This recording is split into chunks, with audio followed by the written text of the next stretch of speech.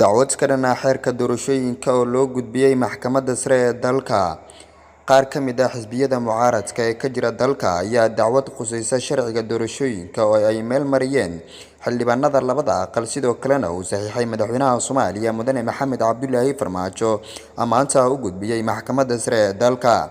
Xildhibaan Fawziya Xaaji Aadan oo ka tirsan Golaha Shacabka ee Baarlamaanka Federaalk ee Soomaaliya, sidoo kalena ka mid ah hogaanada xisbiyada mucaaradka ee dalka ka jira, ayaa warbaahinta u sheegtay in dacwad la xiriirta sharcigaasi ay u gudbiyeen maxkamadda sare ee dalka.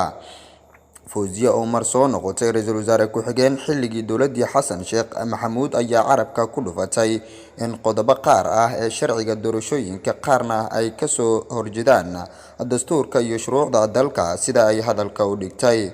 Maxkamadda sare ee dalka waxaan geynay dacwad ka dhan ah sharciga doorashooyinka dalka oo uu ansixiyay Baarlamaanka Federaalk ee Soomaaliya, markii dambena uu saxiixay madaxweynaha. Waxa aan u aragnaa in uusan sharci ahayn oo uu ka hor imaanayo dastuurka dalka, xuquuqda muwaadiniinta iyo habqaybsiga beelaha, ayay tiri xildhibaan Fawziya Yuusuf.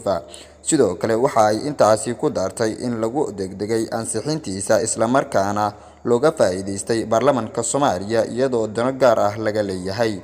Ugu dambeyntii, Fawziya Yuusuf Xaaji Aadan ayaa xustay in ay muhiim tahay in la ilaaliyo dastuurka ku-meel gaarka ah ee heshiiska lagu yahay inta la dhammaystirayo dastuurka dalka. Hadalkan ayaa ku soo aadaya iyadoo haatan diyaargarow loogu jiro qabsoomidda doorashooyinka 2020-2021 ka oo walaac ay ka muujinayaan xubnaha mucaaradka. Cabduqaadir Daawud, raadiyaha iyo telefishinka Hami, Beledweyne.